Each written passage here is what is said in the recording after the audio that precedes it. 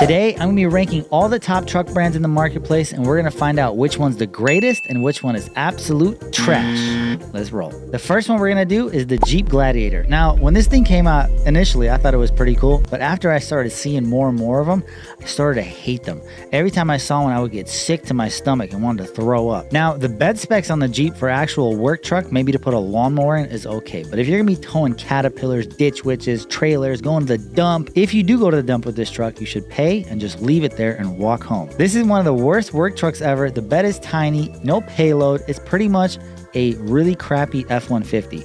I would put this at the absolute garbage. I hate it. It's trash. Next one we're going to tackle is the Honda Ridgeline. This is a 63-inch bed. It doesn't have the best design. It looks like a grandma car, something your grandpa rolls in and picks you up from soccer practice. For a work truck, not the best. 63 inches, so you can't really put a lot of stuff in it. You cannot tow much with it, but it's very cheap, super reliable because it's a Honda. These things never break down. If this is your first truck as a teenager starting your landscaping lawn care business, it can work because most likely you're going to be doing a lot of mulch jobs, a little bit of rock. You can still tow a little bit, but if you get to the big dog stuff with towing trailers, Caterpillars, ditch witches, probably not going to be a good idea. I'm going to give this an average score because we know it's very reliable, it's good, it's cheap, but it's got no balls. Next is going to be Toyota. Now, I know a lot of you are thinking, T, the Helix is one of the strongest trucks in the world. This thing is badass. It's indestructible. No one can touch it. Whistling Diesel even did so many tests on it. This thing is bulletproof.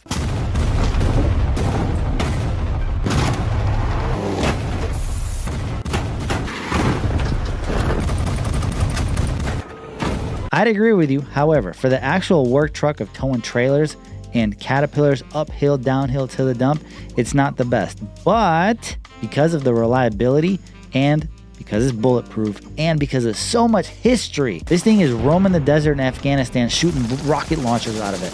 People don't care. AK-47, this thing is still rolling. We're going to give this, it's a top tier, 100% top tier. For work, not so much, but for reliability and war, oil, America. And another fun fact, no other work truck in history has been through so many wars as the Toyotas. Maybe the Hummer. Speaking of Hummer, the next one on our list is going to be the Hummer EV. This thing weighs 9,000 pounds, costs about 100 grand. It's brand new to the marketplace. It's a tank, Section 179 approved. You can write it off 100% on year one, which is a great offer. And one of the only things I have problems with is the usability of it. If you want to charge it at 110 volts, it's going to take you 3 days to go from 0 to 100. 220 volts, 10 hours. 440 volts, which is a supercharger, it'll take you 1 hour. Now, do I like having an electric truck as a work truck? Hells to the no. This thing is going to be garbage if you want to tow trailers with it. Not going to be good. This is a family car, something you just go to the mall with, a grocery store, maybe an apocalypse, who knows. But as far as the rating, the Hummer EV goes in a decent score. I haven't really played around with it. The specs are cool, 3.5 seconds, 0 to 60, but how many of you are actually going to be towing trailers with it? Probably none. It's a very cool vehicle for a mom, but as a work truck, it gets a decent score. The next one on our list is the Hyundai Santa Cruz. This thing doesn't even belong in the work truck category, but somehow it weaseled its way in there. When I look at it, I want to jump off a bridge. It is so disgusting. Also, at the same time, it has a very close resemblance to the Halo Warthog.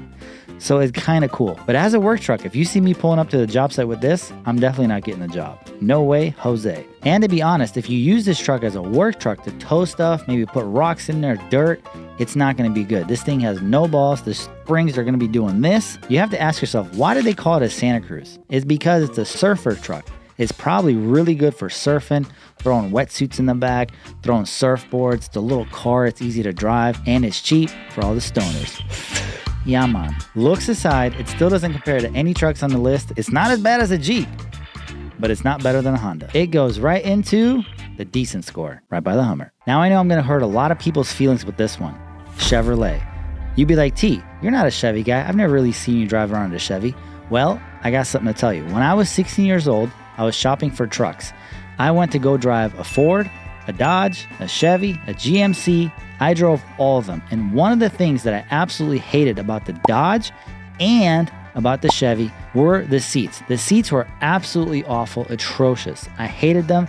As a truck that gets work done, Chevy's definitely doing a good job, especially with their Allison transmission, their Duramax diesel, blowing smoke. Let's go, America. Now, a little fun fact for those watching at home. Chevrolet was founded in 1911, and in 2022, it had the most stolen vehicles of all time. The Chevy Silverado was stolen 50,000 times in one calendar year.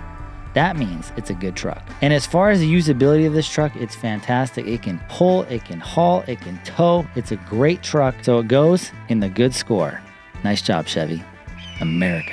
The next one on our list is the Nissan Titan. Now, this thing is very reliable. We know it's an incredible truck. As far as towing big trailers with it, up hills, across country, this thing will not stand the test of time because it's really an F-150. It's a little entry truck, half-ton, little baby truck. If you want to pull some lawnmowers with a little trailer, you'll do that. If you want to pull some couple sleds to go snowmobiling, you can do that. Go snowboarding, you can do that. But as far as a work truck, this is not that good. And to be honest, if you're going to compare Toyota, Nissan, and Honda, they're all pretty much very, very, very well built. They're almost the same, almost identical. They'll never break down. It's going to run forever.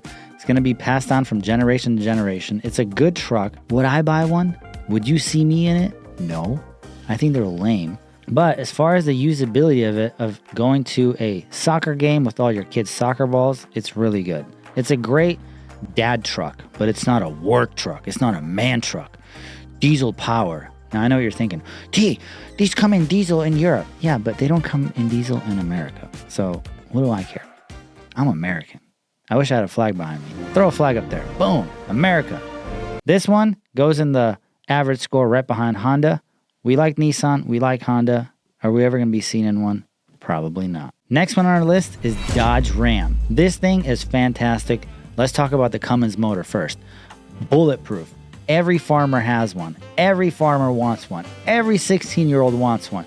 Every 16-year-old wants to rip out the muffler, put a straight pipe, and then just roll coal with a nice tune. I wanted one when I was a kid for sure. But here's the honest truth.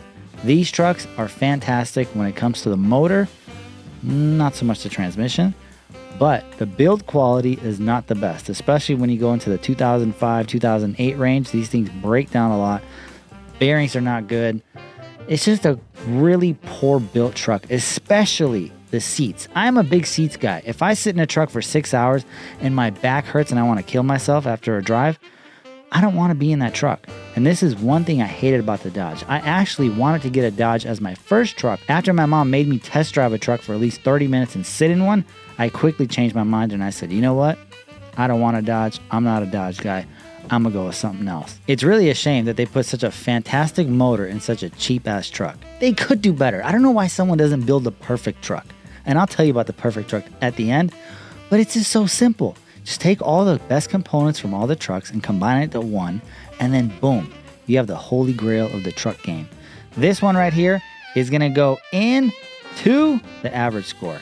This is not the best truck. It's a good motor, but we're not talking about motors. We're talking about trucks for work. It can do everything you want it to, for sure, but it has an 80 to 100,000 mile expiration date and you gotta toss it and get a new one. Next one off the bat is the Rivian. Now, the first time I saw it, I was like, oh, it's so cool. You can put golf clubs in the bed and oh, wow, that's so nice. You can go surfing. But let's be honest, when are you gonna ever do that? Why would you not just put golf clubs in the actual bed? Okay, we'll let it slide. As far as looks, it looks like an alien. It looks horrible. It's got those circle round headlights. And check this out. I even read that a customer had a little fender bender, and in order for him to replace a small part of the quarter panel in the back, it cost him $47,000 because these cars are not made with just pieces. They're made as whole panels, probably the same as a Cybertruck. This is one of my least favorite trucks. It's about $100,000. Car and Driver gave it a 10 out of 10. Edmunds gave it an 8.5 out of 10. I think they were paid for. I personally don't like the Rivian. I think it looks ugly and it takes the soul out of driving, but we're here and we're gonna rank it. We're gonna take this one and put it right by the Jeep. Absolute trash. Even though you might be like, well, T, it's got so much balls, a lot of torque, a lot of horsepower. Yeah, let's say this thing has a 300-mile range. If you actually use it for work, the range is only gonna be 100 miles. All these electric trucks are such short range until they figure out how to maximize these batteries, which of course they will. As time goes on, batteries begin to improve and improve. We can see a 600 to 700 mile range, maybe a 1,000-mile range. Then these trucks be awesome because 1,000-mile range, you'll have a guaranteed 500 miles, beating it up.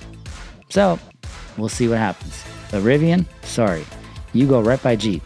Trash. We're down to the final three. We got Ford, GMC, and Tesla left. We're gonna knock GMC out the way. This actually might come as a surprise to you, but I'm actually a really big fan of GMC. I think their trims are great, their seats are great. It's a very nice, fancy truck, especially the Denali's. They can tow a lot. They have an Allison transmission. They have a nice Duramax diesel. That little badge on the hood, everyone knows. Don't mess with that badge. This truck means business. Is it better than another truck that we're gonna review? Maybe. Maybe not. But what I am going to say about the GMCs is they are a step above Chevy, of course, because it's the higher trim, and they're more expensive, they're more limited, and I like them. Now the GMC can do every single thing that the Chevy can do, but it does it with more style. You just come out the bat flexing, looking at me, looking at the grill, look how fancy I am, look at how comfortable. It's really a cowboy's Cadillac, if you will. And for all you guys that like to lift your trucks, it's cool, it's great, but guess what? For work, not ideal. I like to leave all my trucks bone stock, maybe put a little bit thicker tires on there, maybe some off-roading tires. Other than that, if you want to use this for work, a GMC, you're going to be rolling in style, you're going to be pulling up flexing, and you're going to be feeling good. This one right here, this here truck, goes in the top tier right by Toyota, one notch above Chevrolet. If you got the dough to drop on a GMC, do it. It's gonna be a better truck, more comfortable. The interior parts like the motor and transmission is pretty much the exact same as the Chevy. It's just, remember, how much do you wanna flex? Ford Motor Company was founded in 1903 by a gangster we know as Henry Ford. Since I was a little kid, I had a Mazda B4000, which was a fancy level trim of a Ford Ranger. My second truck was a 2006 Yellow Banana F350 Amarillo edition, which was very rare. It was a $36,000 truck. I was 19 years old. I somehow managed to pull it off. Of course, parents helped co-sign, grandma helped co-sign. Shout out to grandma, you're dead, but shout out. The third truck I got was a 2016 King Ranch 6.7 liter 4-door 8-foot bed. The last truck I had was a 2020 F350 limited diesel. This thing was $110,000 out the door. It was one of the best vehicles I've ever driven in. So much power, so much torque, so smooth. The seats were fantastic. I had zero problems with it. The reason I got rid of it is because I gave it away in G.O.A.T Gang. One of the kids named Bo, he lives in Oklahoma. He has it. This is him right here. I still miss that truck. I really do. Truly a work of art, and we're going to rate this a GOAT. Greatest of all time. I would put these 100% over a GMC or a Chevy or a Dodge. The last up to bat, the one that we've all been waiting for, the Cybertruck, the Tesla. Now, you know that I've ordered one. I'm still waiting. Elon still hasn't sent me one. My most viewed video on YouTube, 30 million views. I'm not really sure how much now. It's a Cybertruck. So everyone wants to see this thing. It looks hideous. It's bulletproof. It's stainless steel, scratch resistant, whatever. It's electric. Obviously, it's not going to be a good truck for towing. Like I said, same with the Rivian. A 300-mile range, but really, if you actually tow trailers behind it, 100 miles at best. For me and what I do, which is driving around from point A to point B, checking on job sites, doing a little everyday cruise, I think this is going to be a really good truck for me, personally. I don't really care about it. If we scratch it up, we bang it up, we abuse it, use it, it's okay. We're going to treat this thing really rough. Now, as far as the score, I have never actually driven one, sat in one, been in one, so I don't really know what to expect. But from what I see, I think it's going to be an average to good. We're going to give Elon the benefit of the doubt, and we're going to put this at the good score, which I will come back after I have the truck and after we do the review. After the first impressions, we're going to see if this Tesla Cybertruck lives up to the good score. I think it will. And we're going to abuse this thing. We're going to beat it up, believe me. And because it's bulletproof, this truck right here is angry, pissed off, customer resistant. Whatever they can throw at you, this truck can handle. If you ever get into an accident with this, it's going to pretty much total the truck, because to replace a side of a panel of a truck is going to be almost impossible. That's my list. Obviously, I'm a little biased to Ford. I've had one since I was 16 years old, so I think they're the greatest trucks. I've had the most testing with them and very little problems. You know, some minor stuff here and there. The absolute garbage trash is Jeep, Gladiator, and Rivian. These things don't even belong on this list, but we put them there. Drop in comments what you guys want me to review next time.